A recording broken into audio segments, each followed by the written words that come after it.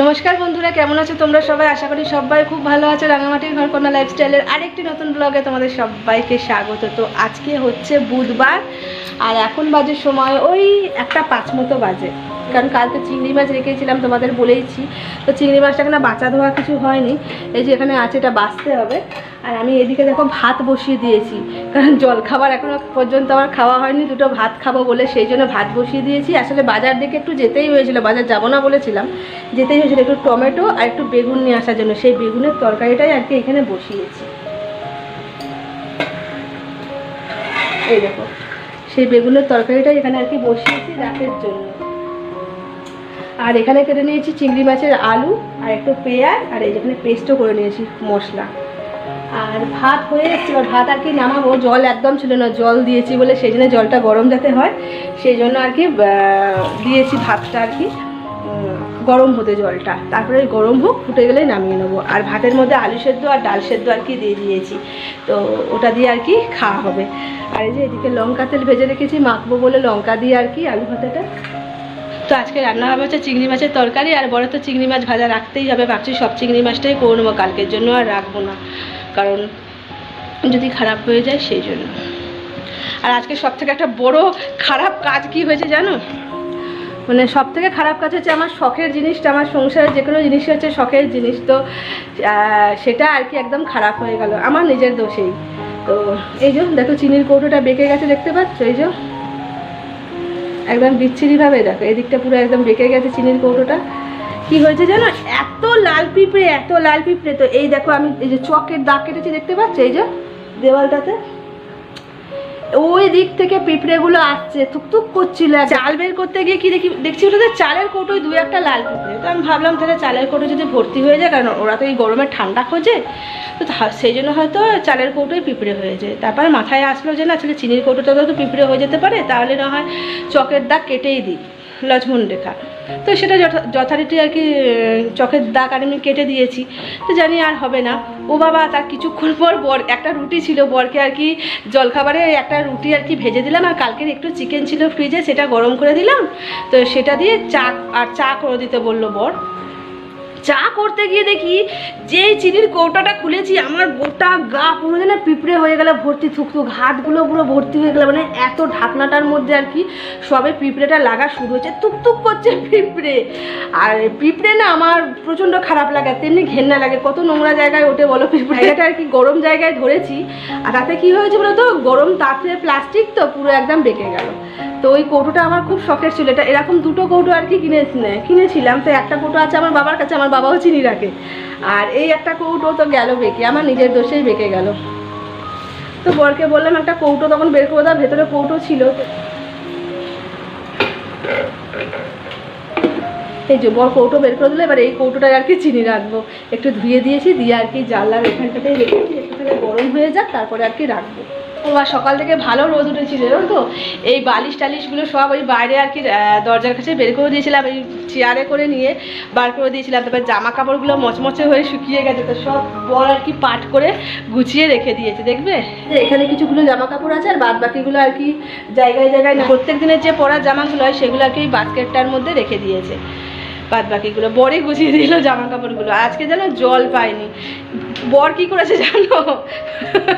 আমি যেমন ভুল করে আজকে চিনির কৌটোটা গেল আমার, তেমন বর কি করেছে জানো? কলটা খোলাই ছিল। বর সকালবেলা মনে করেছে কি, মানে সোজা রাখলে খোলা থাকে, আর বেঁকিয়ে দিলে না, মানে এরকম লম্বা টাইপের সুইচটা বেঁকিয়ে দিলে বন্ধ হয়ে যায়। এবার আমার বরের সেটা খেয়াল নেই, পাইপটা লাগিয়েই এসেছে, কারণ পাইপটা এইখানে নিয়ে এসে আর কি জলটা ভরি, অত দূর থেকে আনতে পারবো না। কারণ হচ্ছে যেহেতু এই উঁচু নিচু জায়গা আছে, জলের বালতি নিয়ে পড়ে যাবে, সেই জন্য পা মুচকে যেতে পারে। তাই একটা পাইপ লাগিয়ে দিয়ে এখান থেকেই আর কি জল ভরি দিই, ওর গোড়াটা থেকে। আমার বর পাইপটা লাগিয়ে দিয়ে নিয়ে এসে কলটা দিয়েছে, বন্ধ করে চলে এসেছে। ও মনে করছে ওইটাই আর কি খুলতে হয়। 9টা 9:30 বেজে গেছে। আমি বরকে বলছি তাহলে কি আজকে জল দেবে না, তুমি কলটা খোলা আছে কিনা দেখে এসছো? কল খুলতে গিয়ে দেখে যে কলটা বেঁকিয়ে দিয়ে চলে এসেছে। তো জল তো এসে জল চলে গেছে। আজ একদম জল নেই, না আছে খাবার জল সেরকম, না আছে স্নানের জল। তো ওপরে ট্যাঙ্কির জলে মানে কুয়োর জলেতেই স্নান করতে হবে, কিছু করার নেই। কলের জল আজকে আর স্নানও করা যাবে না, কালকে জল আসলে আবার জল সব ভরতে হবে, জানো না। মানে আজকে ভুলের ওপর ভুল, যেমন আমার হচ্ছে তেমন বরেরও আর কি হয়েছে। কি আর বলবো। তো চলো ঝটপট করে রান্না বান্না করে নিই। তারপরে তোমাদের সাথে। যে বন্ধুরা জল খাবার আর খেয়ে নিয়ে, জল খাবার বলতে বললাম না যে ভাত আর কি করেছি আজকে, আলু ভাতে ডাল ভাতে দিয়ে আর কি ভাত খাবো, তো সেসব খাওয়া দাওয়া আমাদের কমপ্লিট হয়ে গেছে। আমি আর শ্যুট করতে পারিনি ভিডিও। তারপরে দেখো যে চিংড়ি মাছ বেছে নিয়ে চিংড়ি মাছ ভেজে নিয়েছি। এখানে তো বড়ের জন্য 2-4টে ভাজা রেখেছি, এই যে বড়ের জন্য 2-4টে ভাজা রেখেছি, আর বাদ বাকি তরকারিতে দেবো। তো ভেজে তুলে রেখেছি, এবার আর কি আলু আর পেঁয়াজটা ভাজছি, একটু ভাজা ভাজা হোক, তারপর আর কি মশলাটা দিয়ে বাকি গুঁড়ো মশলা দিয়ে আর কি কষবো। আর জলখাবার আর খেয়ে ভাত ঠাত খেয়ে নিয়ে দেখো যে এতগুলো বাসন মাজলাম, 1 গামলা বাসন মাজলাম। এগুলো একটু জল ঝরুক, তারপর র্যাকে আর কি তুলে দেবো। তো পাম্প চলছে, কারণ উপরে টাঙ্কিতে জল নেই গো, সেই জন্য আর কি পাম্প চলছে। এখন কটা বাজে বলো তো, 2:10 মতো বাজে। তো তরকারি পাতি করে নিই, করে নিয়ে যদি গ্যাসটা ঠান্ডা পায়, মানে ওভেনটা যদি ঠান্ডা হয়ে যায়, তাহলে মুছে মাছে নিয়ে আর কি স্নান করে নেবো। আর যদি না হয় তা না হয় খেয়ে দিয়ে নিয়ে একবারে শেষে মুছবো, তার আগে স্নানটা করে আসবো, বুঝতে পারলে? তো চলো ঝটপট করে। তো দেখো বন্ধুরা, ছাদে উঠেছি, আর আকাশের অবস্থাটা দেখো। কিছু জায়গায় মেঘ, কিছু জায়গায় নীল রঙের মেঘ, কিছু জায়গায় কালো রঙের মেঘ, আর এই মেঘটা না সূর্যটাকে আড়াল করে আছে। চারদিকে প্রকৃতিটা ঠিক এই রকম। তো খুব ভালো লাগছে, আবার বৃষ্টিও আসবে মনে হচ্ছে। তো আমার গাছে একখানা পঞ্চমুখী জবা ফুটেছে, সেটা দেখাবার জন্যই তোমাদের ওপরে এলাম। এই গাছটার বেশি দিন বয়স নয়, জানো তো, খুব জোরে 1 মাস মতো বয়স হবে হয়তো, তাতে কত বড় একটা ফুল ফুটেছে দেখো। এই জন্যই আর কি তোমাদের দেখাবো বলে ছাদে এলাম। আর কত কুড়িও এসেছে জানো তো, এই দেখো। তো একদম সরু লিকপিকে গাছ। এবারে বাবার কাছ থেকে আর কি পঞ্চমুখী জবা গাছটা নিয়ে এসেছিলাম। আর আরও 2টো জবা গাছ আছে, একটা হলুদ রঙের, একটা হচ্ছে চন্দন কালারের। তো সেগুলোতে এখন আসিনি। আর দেখো নীল রঙের অপরাজিতাটা কিরকম শুকিয়ে গেছে রোদের আর কি তাপ পেয়ে। এই যে বর তুলে নিয়েছে ফুলগুলো, আর কি পুজো দেবে। অবশেষে আমার রান্না বান্না সব কিছু কমপ্লিট। এই যে তো খেতে বসার আগে আর কি স্নান টান করে আসি, তারপরে আর কি খেতে যাবো। এখন সময় হচ্ছে ওই 3টে বাজতে 5 মিনিট মতো বাকি আছে। তো ওভেনটা এখন গরম আছে, এখন থাক, পরেই মুছবো। এটা আর কি ভিজিয়ে নিয়ে এসে রেখে দিয়েছি, পরে মুছবো, ভীষণ গরম আছে। আর দেখতে পেলে আমার গাছে কিরকম একটা বড় পঞ্চমুখী জবা হয়েছে। এইবারে যখন গিয়েছিলাম বাবার কাছে, তখন ওই 2টো ডাল বাবা এনে দিয়েছিল। একটা 2টো ডাল না, 3টে জবা গাছের আর কি, 3টে জবা গাছের ডাল বাবা এনে দিয়েছিল। একটা হলুদ রঙের, একটা চন্দন কালারের, আর একটা এই পঞ্চমুখী। তো পঞ্চমুখীটা হয়েছে, বাকি আর 2টো ডালও না ধরে গেছে, কিন্তু ওগুলো এখনো পর্যন্ত ফুল হওয়ার কোনো ব্যাপার নেই, কিন্তু আরগুলো ধরে গেছে। বা পান গাছ দিয়েছিল, সেগুলো তো ইঁদুরে সব নষ্ট করে দিলে, আবার পান গাছ ঘর থেকে নিয়ে আসবো। আর সব গাছ আর কি ওপরে তুলতে পারিনি, যে কটা গাছ ওপরে তুলতে পেরেছি সেগুলোই দেখতেই তো পেলে। আর এত রোদের তাপ না, দেখতে পেলে কিরকম অপরাজিতা ফুলগুলো শুকিয়ে গেছে। জল দিয়ে এলাম আবার এখন আমি, জানো না। তো সেই ফুলগুলো নিয়ে এসে বর আর কি ঠাকুরকে দিয়ে দিলে খুব ভালো লাগছে। একটা বড় দেখলে পঞ্চমুখী জবাটা হয়েছে, বেশি দিনের গাছ নয় কিন্তু, তাও কত সুন্দর হয়েছে এই সরু সরু ডালের মধ্যে। এখনও অনেক কুড়ি এসেছে, তো সেগুলো আস্তে আস্তে আর কি ফুলগুলো হবে। আর আমি এই বাসনগুলো আপাতত এখন ওখানে রাখার মতন আর কি সময় পাইনি, ওগুলো পরে রাখবো, একবারে না হয় রেখে দেবো। সবাই আগে স্নান টান করে এসে না খাওয়া দাওয়া করে নি, বুঝলে? বর তো ঠাকুরকে ফুল দিয়ে। তো এই যে দেখো, প্রথমেই দেখাই যে গরম গরম ভাত। এটা আমাদের একবার আর কি জলখাবার খাওয়া হয়ে গেছে, তারপরে এই ভাতটা আর কি আছে। আর এই যে বরের চিংড়ি ভাজা রেখেছি, চিংড়ি মাছ ভাজা, এই কটাই বর রাখতে বললো। আর এইটা হচ্ছে চিংড়ি মাছ কষা, আলু দিয়ে একটু আর কি রসা রসা রেখেছি ভাত দিয়ে খাওয়ার জন্য। তার মধ্যে এসে পড়েছে 1 ফালি রোদ্দুর, দেখো। এইবার দেখো। আর এখানে করেছি রাতের জন্য বেগুনের তরকারি। তো দেখতেই পেলে, এবার চলো স্নান টান করে এসে একদম ফ্রেশ হয়ে নিয়ে তারপর খাওয়া দাওয়া করতে বসবো। তোমাদের সঙ্গে সেই সন্ধ্যায় কথা হবে, ঠিক আছে?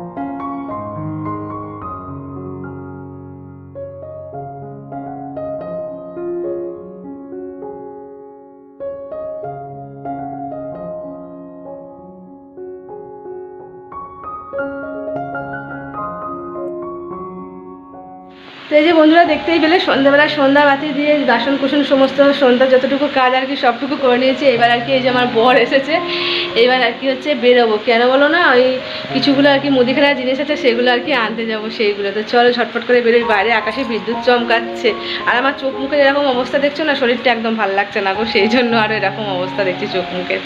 তো যাই হোক চলো ঝটপট করে ঘুরে আসি, বুঝলে, তারপর তোমাদের সাথে। বন্ধুরা আমরা বাইরে থেকে অনেকক্ষণ আগে চলে এসেছি জানো তো, প্রায় তখন কটা হবে, 9:30 পৌনে 10টা হবে, আর এখন বাজে 10:40। আসলে এতক্ষণ তোমাদের সামনে আসেনি কেন বলো তো, বাইরে গান বাজছিল সেই জন্য তোমাদের সাথে কথা বলতে পারবো না, ওই কারণে আর কি আসিনি বাইরে। তো একটু বসেই ছিলাম, তো বড়ের সাথে গল্প করছিলাম, তারপরে যেই গান বন্ধ হলো তখনই তোমাদের সামনে আসি। তো বাইরে বেরিয়েছিলাম, বেরিয়ে নিয়ে এই জিনিসগুলো আর কি নিয়ে এসি। এই যে মুড়ি, চানাচুর, এটা হচ্ছে গোটা জিরে, একটা চা পাতা, এটা কালো জিরের প্যাকেট, এই কটা জিনিসই আপাতত নিয়েছি। তো দোকান বন্ধ বন্ধ হবো সেরকম সময় আর কি আমরা বেরিয়েছিলাম, তো যে কটা পেয়েছি সে কটাই আপাতত আর কি নিয়ে এসেছি। তো এই যে বন্ধুরা তোমাদের সাথে কথা বলতে বলতে শুয়োপোকা চলছিল জানো মেঝের মধ্যে, আর আমি তার মধ্যে পা দিয়ে দিয়েছি। বলো তো কি অবস্থা, এই যে বর ফেলে দিচ্ছে, বলো পা চুলকাবে এবার আমার। একে এই পোকামাকড় আমি ভীষণ ভয় পাই, তার মধ্যে বলো তো কি জ্বালা।